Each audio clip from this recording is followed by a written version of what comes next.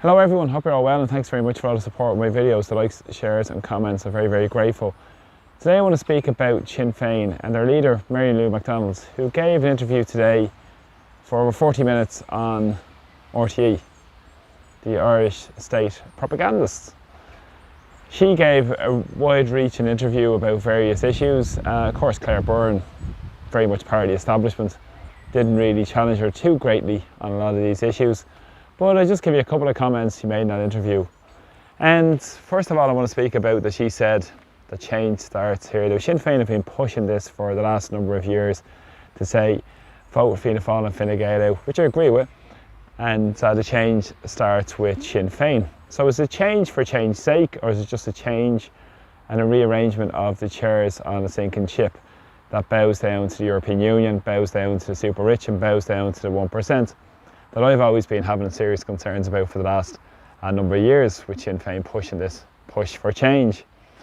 But she said they're not a member of the establishment. Go figure.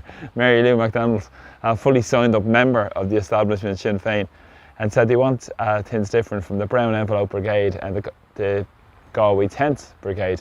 Now we all want that, but unfortunately Sinn Fein aren't the solution to that, because Sinn Fein have their own involvements with a lot of big corporations, a lot of big developers as well, which I'll talk about in the next couple of minutes as well. She spoke as well about the immigration chaos.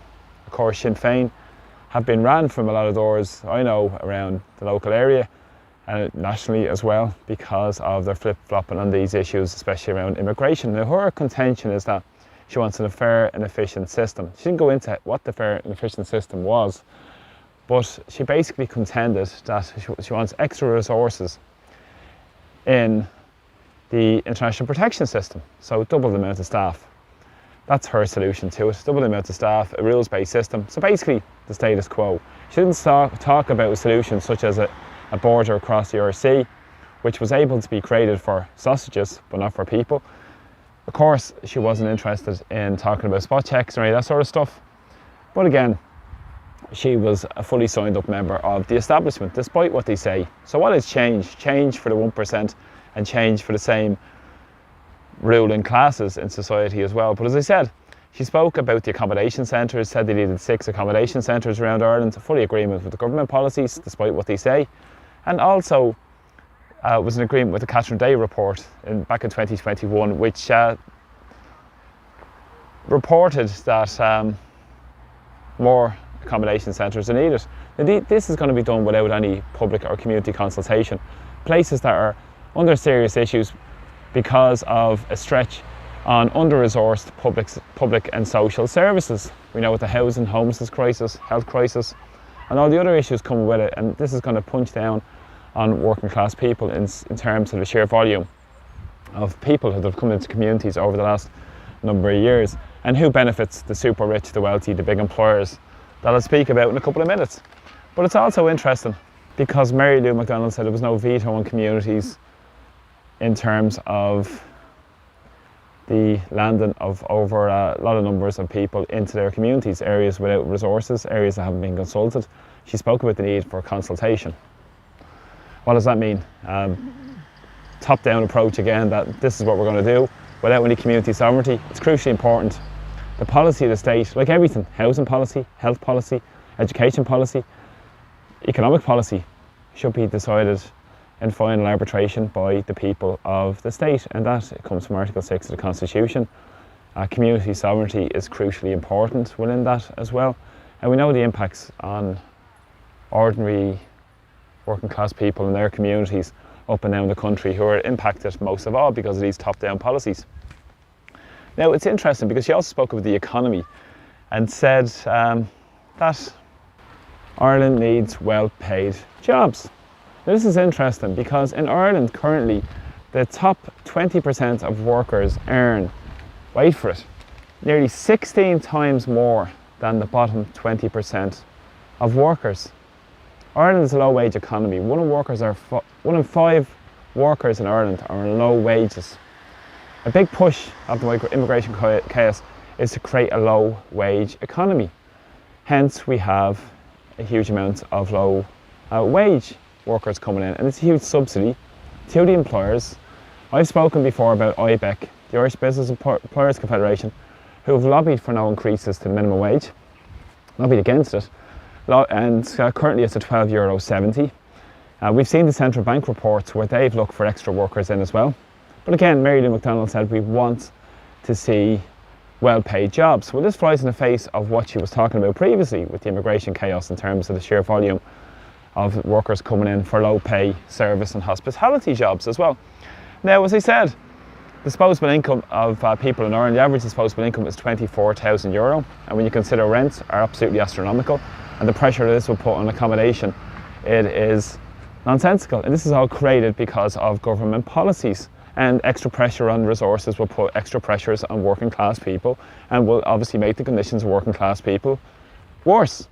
Hence why people are up in arms about what's going on. But of course, Sinn Fein are a safe pair of hands for the establishment of the status quo, because even with their housing policy, Johnny Ronan has said there's nothing to fear with Sinn Féin's housing policy. When Johnny Ronan says there's nothing to fear with Sinn Féin's housing policy, then we have a lot to fear with Sinn Féin's housing policy, because this isn't the change we're looking for in Ireland. It's the change where people have a right to a home, a right to a dignified existence. When Johnny Ronan is saying this is a clear sign that it's more of the same policies. And of course, she also said in this interview as well that Pearce has been meeting a lot of these international vulture funds and meeting a lot of big developers and meeting the IDA, and even Davy stockbrokers have said that there won't be anything major to worry about with the change of policy. So they've persuaded the ruling classes to keep the status quo intact. And of course, Mary Lou said in this interview that they wouldn't hammer anybody. It was not interesting, not hammering anybody. So the super rich will get off, might be pay a little bit more, but not very much. And the vulture funds will still get off scot-free, and Johnny Ronan and all his lackeys and his friends will still be hammering away, making huge money off the misery of the rest of us. And she also spoke about working towards potential investors to come into Ireland for more foreign direct investment. Didn't speak about our own natural resources being sold off to the European Union, fisheries, agriculture and so forth as well. It's about more foreign direct investment, and we've seen the way that's got us over the edge in terms of wide open to international financial shocks because of the way the economy is set up to favour international capital and the big global corporations. So it's more of the same, more international capital, more multinationals, rather than supporting local and small businesses. Not with the carbon tax also as well, freeze increases. Not about tackling the big polluters, no, we won't do that. What we'll do is we'll freeze increases. So people that are paying over the edge, or driven over the edge at the moment with carbon taxes, higher energy costs, going to continue. Same old, what changes? This is the change they're talking about. And not to mention the issues around the warmongering going on, and the issues around what's going on with the support of the European Union and the support of Joe Biden when he came here last year. Of course, Mary Lou McDonald had a nice hug with Joe Biden when he arrived over here last year, warmonger in chief. And again, who are they serving? Is this a change to the status quo? Is this more of the same? They already said they wouldn't go back and pull Ireland out of the PESCO deal, which is permanent structured cooperation for our defence forces. They also said they'll revisit all these things rather than actually say no, we'll have no hand, act or part in PESCO or any battle group, and we should be standing up for Irish neutrality. And that means an active neutrality where we stand up for the premise of diplomacy and peace. And that again is part of our constitution, to seek pacific settlements to international disputes. Not to mention their issues with the Palestinian Authority, the corrupt Palestinian Authority. So just a few issues around this interview and this whole nonsense for change, the fact that they're running so many candidates and all this sort of stuff. This is a reality behind Sinn Féin, because the policy of the state should be derived from the people of the state. That's what sovereignty is all about. And as well, community sovereignty is vitally important, where people are involved in the decision-making process, not being spoken down to or, inverted commas, consulted with.